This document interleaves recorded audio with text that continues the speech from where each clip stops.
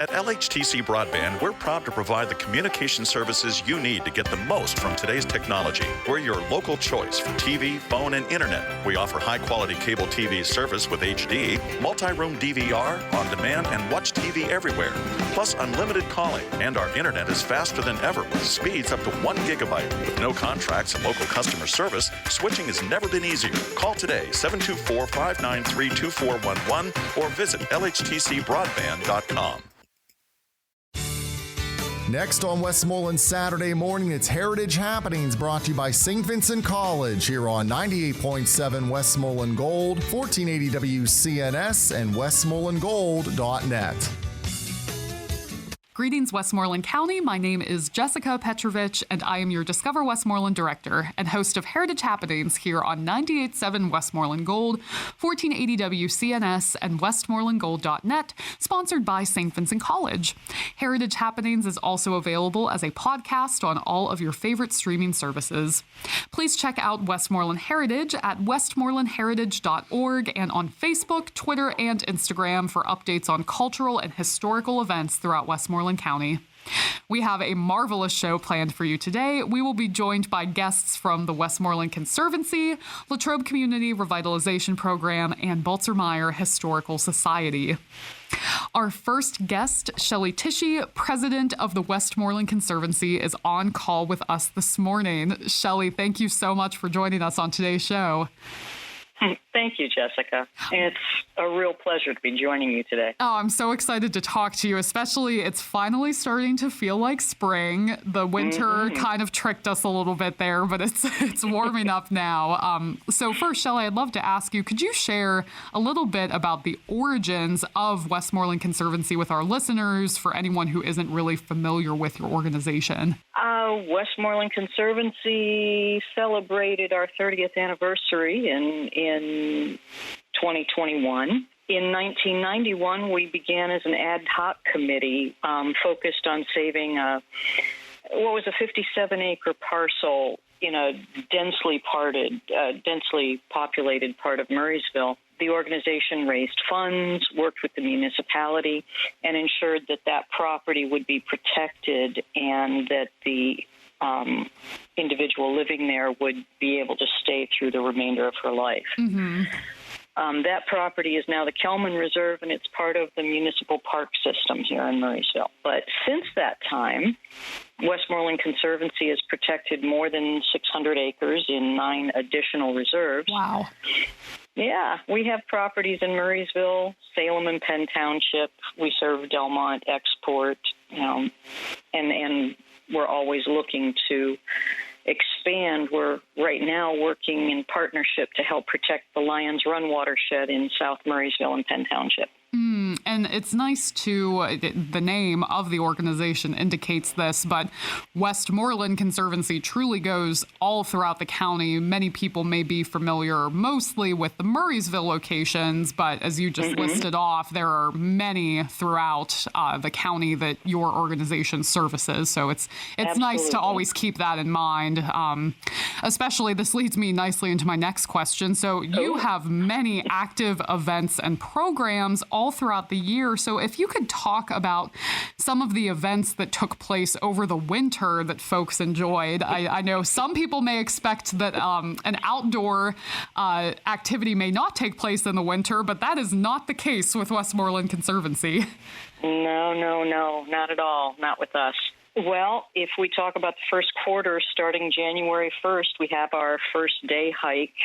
And this year it was held at the Morricini Reserve. It was warm and rainy. Interesting for the first of the year. January 1st. And even into the middle of the month, we had a winter weeds walk with Lindsay Praxty. She's our herbalist, and she leads fabulous hikes. And it was still, it wasn't warm, but there was still no snow yet. But come about the middle of the month, we got hit pretty hard.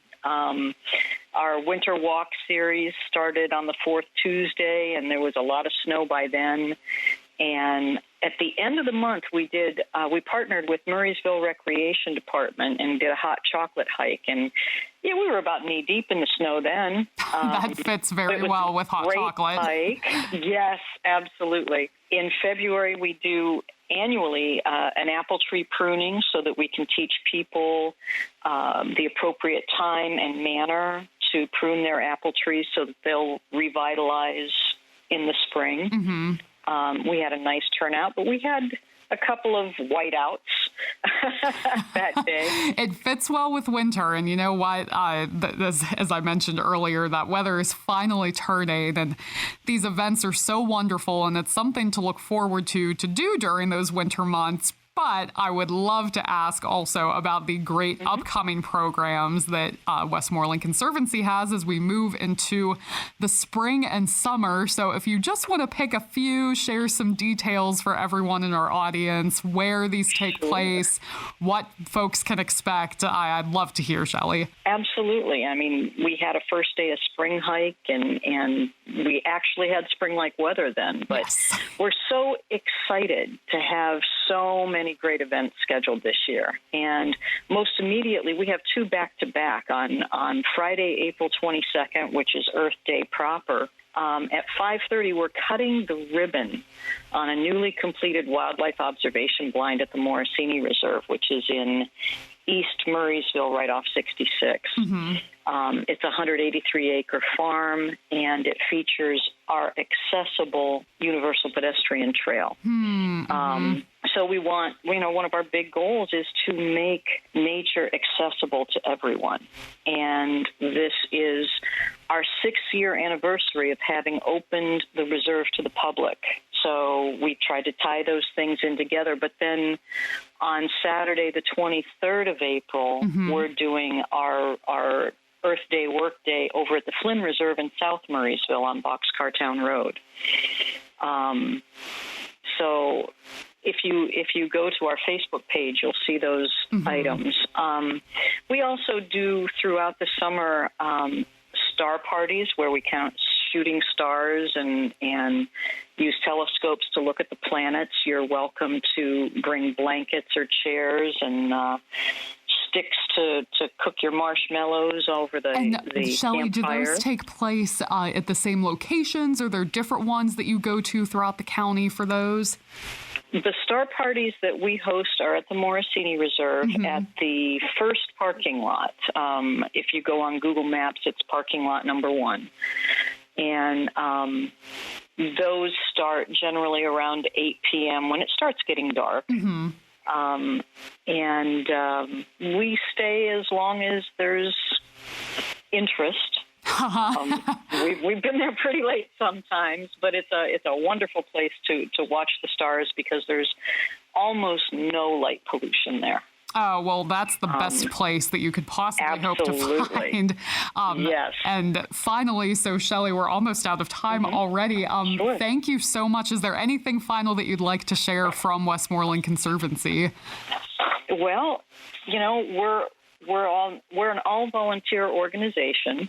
So whatever your expertise might be, whether it's forestry or finance, geology, engineering, dancing, or even construction, there's a place at our table for you. And we invite you to join us, get to know us, because I think we're really great to know. Well, I agree with you there, Shelly. Thank you so much. I appreciate your time today. And please make sure if you're able to attend one of their upcoming events, especially the dedication at the new accessible observation deck with the walking path. And you can find Westmoreland Conservancy at westmorelandconservancy.org and on Facebook. This is Heritage Happenings, the show with the latest information on Westmoreland County cultural and historical events and organizations. I'm Jessica Petrovich. Thanks to our sponsor, St. Vincent College, for supporting our show today. Our next guest, Jared Trunzo, Executive Director, is on call with us from the Latrobe Community Revitalization Program. Jared, thank you so much for joining us today. Yeah, sure thing. Good to be here, Jessica. Well, being a resident of Latrobe myself, I get to reap the benefits of the wonderful projects that the Revitalization Program has undertaken over the years, and I know about them. But for our audience, Jared, I would love if you could share just a little bit of history of some recent projects that have taken place. Yeah, sure thing. I just go back just the past couple years. We had been planning on and off for about 7 years. I'd say the past 4 years more intensively of the infrastructure project, which is about a $3.2 million upgrade to everything downtown with the traffic lights and the streets and the curb cuts and the crosswalks for ADA accessibility. And that was a long time coming. You know, it's a dream for a Main Street program to be fortunate enough to get a project like that. It was rather stressful, and it was a mess for about a year and a half. The roads were more like riding a rough roller coaster. But, that's all done now. And, we also capped off 2 bridges that we helped design. So a lot of stuff we do is on the design end, helping the contractors with all the ins and outs of a small downtown. But, those are done now, so that's really exciting. It's a once-in-a-lifetime. I mean, my kiddos, maybe when they're my age, they'll still have that hopefully in place. So it's not like you do something like that frequently. So that's done, and that's great. And downtown looks so beautiful, and I drive through it twice a day, every day, and I really appreciate that it's not a roller coaster anymore. That's the perfect description, and it looks beautiful. It's a charitable one, it looks beautiful, and I'm just so appreciative of that program, as I'm sure all the residents of Latrobe are. And so what has made downtown Latrobe such a great place for your work and projects with the revitalization program? Latrobe's a blue-collar town. There's great people. Everyone's kind of connected. It's kind of like there's that family feel to what you do. And when you peer into the lives of the residents, we're in a unique situation where we'll do sometimes smaller projects that aren't so huge, but they mean the most, right? Like if someone loses a spouse and they sponsor a trolley street sign and get their name on it, right? Or someone that we're on the phone with today that's getting a vegetable garden that rents it from a plot. We're uniquely situated to really get to know, the business owners and the everyday residents on a deeper level. That's something that just happens organically. And so there's that end. And then the other end is, I would say, just like the challenge of the position in general, revitalization, some of the projects can be a slow burn. Sometimes it all falls on, just your office to pull off. But I personally love that aspect of the work. And then we just have a lot of talented people around us that I say always surround myself with people that have more talent and intelligence and character than I do. And from the foundations to my assistant to even my wife even steps in on the side of the volunteer. And my right-hand guy, Steve Patricia, our architect. It makes work just really kind of fast-paced, and we just keep pushing the envelope because we were aware of there's just so much more to do. As much as you get done, there's a lot more to do, and it's great to kind of have that open canvas type and of it's approach that endless checklist feeling. But I think one of the best parts of all the revitalization efforts is it's very visual. You can see that fresh life that's been breathed into the downtown area, and it makes such a difference for the residents and people who visit too. And actually, speaking of that, can you talk about the new sign that is so beautifully gracing the entrance to town now? I just thought of that, kind of thinking of all those beautiful projects you've worked on. Yeah, that was a neat one. That was we had talked about the sign kind of capping all the main infrastructure work that was done, and we had this kind of in our pocket. We wanted to know when the right time to pull the trigger. There's been work done on Lloyd Avenue, and this one was different because we didn't outsource to an engineer to really design it. We made a sketch, right? And then it was like it was a completely different approach where I pulled together a lot of talented individuals from the community. And these are very successful people that usually work, independently, but to have that type of team approach, it all aligned. So we had EWCTC and the masonry students and his instructor really doing a lot of that work. We had other contractors on the foundation. We had a specialite company that makes a lot of the local streetscape. They're right down the road. They've outfitted Arlington National Cemetery and places all over the country. But Gary Lamlinera, a friend of mine who runs that company, he bent over backwards working on the powder coating of the metal. And we had Schatz Industrial laser cut welcome to the neighborhood through those panels. And it was so custom and curved that we've never really seen a sign exactly like that before. So that was the challenge, but it was also just a special thing to have that many different people. I'm only naming like 1/10 of the team right now, to have that pulled off. And it was nice. I was, when we did the kind of, when we lit it up the first time, I'm glad it turned on at night, because it's a different sign at night. It lights up a lot. Oh, it's magical. It's magical to see it when you drive through at night. And we're not done either. We're going to do some landscape now the next month or so, and Steve has he's been working on this for hundreds of hours. He's illustrated a history of Latrobe from the indigenous people and all the people who've made an impact in town all the way up to Arnie and Fred, and he pretty much did it's a historical interpretive art piece. Wow. And it explains the impact that women, children, and other individuals made throughout the years, and it's stunning, and that's going to go in the back of the sign. And then we're going to put an archway, a walking archway in the back and landscape it. So that's more for foot traffic. When you come into town, you can go see the Fred statue. You can go visit one of the new restaurants or businesses, and you can see where the Banana Split was made and go over to Hotel Loyal and all these places. But this, we think, is a neat place that people will want to see, because it's like a little mini outdoor museum of the history. And I was taken to school through the Historical Society because we really took a deep dive into to get this right. Well, you've gotten me so excited about that.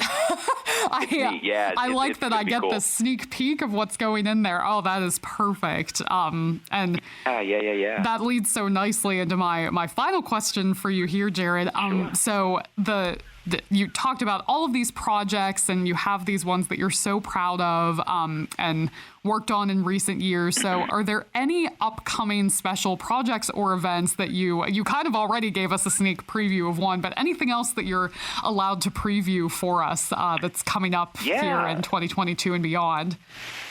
Yeah, sure. I mean, a bunch of downtown events, I think, are kind of more or less coming back to pre-pandemic days, so as people knew, like the Fred, those things, like the Banana Split Fest, and some of our friends are taking care of those. Those are going to be throughout the year, more things outside and bigger and better.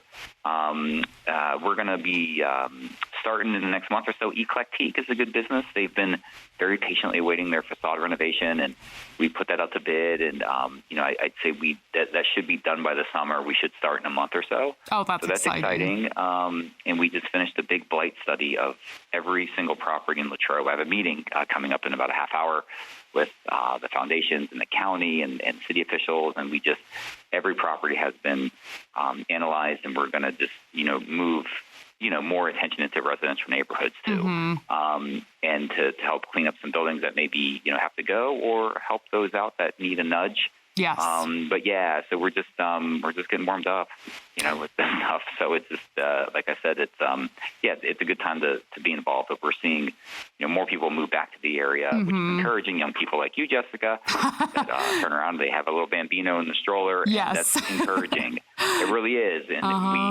now that we have some more places opening up downtown, the question is, well, what's next? And that's a really healthy question to ask. And stay tuned. So, it's always so encouraging to talk to you, Jared, and I appreciate your time. Thank you so much for joining us here. Yeah, have a good one. All right, keep up the good work over there. Thanks, Jessica. Absolutely. All right, bye-bye. Please check out the Latrobe Community Revitalization Program in downtown Latrobe at latroberevitalization.org and on Facebook. This is Heritage Happenings, the show with the latest information on Westmoreland County cultural and historical events and organizations. I'm Jessica Petrovich. Thanks to our sponsor, St. Vincent College, for supporting our show today. Our final guest, Tom Harold, president of the Baltzer Meyer Historical Society, is on call with us this morning. Tom, thank you so much for joining us on today's show. Oh, you're very welcome.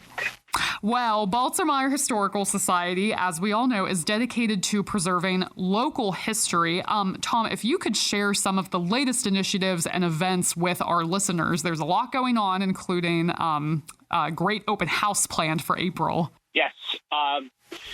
We are moving towards being more involved with the community and trying to provide the community with more access to the local history and their families' history. We are going to be hosting the Central Westmoreland Chamber of Commerce bash on the 21st, which is for that organization. Oh, very nice. And then on the 24th, we will be having basically our first open house in 3 years. Open again to the public, the facilities, to try to see if they can understand what we have there and what we're planning for the future. It's so exciting, too. And recently, we were blessed to have our partner meeting, our Westmoreland Heritage Partner Meeting gathering at Baltzer Meyer. And Tom, as you know, you were there. It was just lovely. And I think that members of the public, if you have not visited the Historical Society in person, the open house is going to be the perfect time to visit. And Tom, remind me of the day and time again. It is April 24th from 1 till 4 p.m. 1 to 4. And we will be giving tours of the entire building. The building is 11,000 square feet. And then we just have a kicker part of, we have a one-room schoolhouse that is over 140 years old that has been completely restored. And today, Hempfield is there with their last class for this year's school system. Oh, exciting. Yes. In fact, one of my friends had sent a picture of her daughter going, and she had dressed her in costume. Oh, that's perfect. For the day. But all the students get to either wear bonnets and aprons, and the girls and the boys have vests to wear, and they get to sit in the old desks from the 1880s. So that's just a part of who we are and what we're doing. And that's such a special memory for those students in Hempfield. And I think to myself, I bet for as long as you've been doing that, there just have to be so many years worth of memories built up for all of those students. And hopefully, as outreach into the community continues, who knows, even beyond Hempfield may get to experience that amazing one-room schoolhouse event. I think that would be really special. Well, thank you. We are very proud of that. We think we're one of the few in the country that actually do that, where the kids get to spend the whole day as if they were in a one-room schoolhouse for the day. We even have them having a dip well pen and practicing using ink and paper and all those types of things, plus a lot of the old-fashioned games they get to do at recess. So according to our calculations, we've had between 4,500 to 5,000 students that have went through there, and I do know we have had left some memories there. We've met some of the students that have graduated from high school and come back and have nothing but fond memories of it.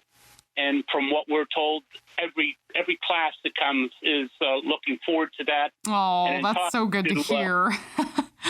County commissioners, they would like the rest of the 17 districts to have a chance to come and spend at least one class every year with them there. So that's something we're going to do that. Well, this is such a special, I think, transitional period for a lot of organizations. That the outreach that you all have done with this is just absolutely amazing. And speaking of outreach, one of the things that's always strikes me about Baltzer Meyer is how active your online social media presence is, especially on Facebook. And I just want to ask, what has the response from the public been like? I'm just always seeing such great interactions between Baltzer Meyer's online presence and folks who want to learn more about their local history. It is very nice to have that running around and doing what it's doing. It is like people sitting on their front porch and talking about the history of their family or the things that they remember, and that's virtually what we are. I love that comparison. We are trying to and found that our niche is building memories, both of the past with the past generations and the future generations, learning those things, because we are the keeper of those stories. We have over 2,300 files just on families here in Westmoreland County. And again, with our name being named after one of the first school teachers west of the Alleghenies, we are doing what we were supposed to do, and that is to educate and hold the past for the future to be able to enjoy it and learn about it as time goes on. Well, Tom, you always speak so eloquently of Baltzer Meyer, and, we're almost out of time already. We had 3 guests today, so we're going quick through everybody. I just want to close by asking if there's anything else you'd like to share upcoming this year from Baltzer Meyer. Always something exciting happening. Yes, we're going to have the author from that did the Ship Hotel and Lincoln Highway Express. He will be here in June. I'm trying to think of his name. I knew I should have written this down. Oh, that's okay. Upcoming author will be visiting in June. Well, he just got done writing a new book on Isley. Oh, exciting. Wow. And we are open to those types of things, and we're looking to be able to get some of the reenactors there. Again, we do about 7 or 8 programs per year, and one of them will be Greensburg Then and Now, and I'll be going through somewhere in Greensburg and doing the then and now pictures and talking for a bit. As you know, I have trouble talking. Always a struggle, huh? Yes. Yeah, I've been shy and bashful all my life. Well, Tom, thank you so much for joining us today, and I really appreciate your time. Okay. Well, I'm very thankful for this time, and hope everybody has a great day. Thank you so much. Please check out Baltzer Meyer Historical Society at baltzermeyer.com and on Facebook. This is Heritage Happenings, the show with the latest information on Westmoreland County cultural and historical events and organizations. I'm Jessica Petrovich. Thanks to our sponsor, St. Vincent College, for supporting our show today. St. Vincent College has announced Peter Steffens as the Spring 2022 commencement speaker. Peter Steffens, Chairman and Chief Executive Officer of Trigon Holding Incorporated, President and Trustee of the Rawson Foundation, and Chairman and Trustee of the Steffens Family Foundation, will deliver the principal address at St. Vincent College's 126th spring commencement. Mr. Steffens will be presented with an honorary Doctor of Humane Letters degree from St. Vincent during this year's ceremony, taking place at 11 a.m. in the Robert S. Carey Student Center Gymnasium on Saturday, May 7th. Born in 1942 in Budapest, Hungary, Peter Steffens was educated at the Benedictine Archabbey School of Pannonhalma. He then fled from Hungary on horseback during the communist rule, crossing over into Germany and arriving at the Benedictine Abbey at Metten, home monastery to St. Vincent College founder Boniface Wimmer. Full information on St. Vincent College's spring commencement can be found on their website. That's all we have time for today. Be sure to stay safe and healthy. Take some time to visit and enjoy our Westmoreland County cultural and historic sites and events. And of course, be sure to check out St. Vincent College and all of its recent accomplishments. Follow Westmoreland Heritage on Facebook, Twitter, and Instagram, and check out all of our information on westmorelandheritage.org. This has been Jessica Petrovich, your Discover Westmoreland director and host for Heritage Happenings here on 98.7 Westmoreland Gold, 1480 WCNS, and westmorelandgold.net, sponsored by St. Vincent College. Heritage Happenings is also available as a podcast on all of your favorite streaming services. I hope you've enjoyed today's show. Until next time. How will your college experience transform you? How will you learn to make a difference in your life and the lives of others? At St. Vincent College, we attract high-achieving students who quite naturally place we ahead of me. A small college like St. Vincent gives you more access to the opportunities that will shape your future. At St. Vincent College, we succeed together. Together.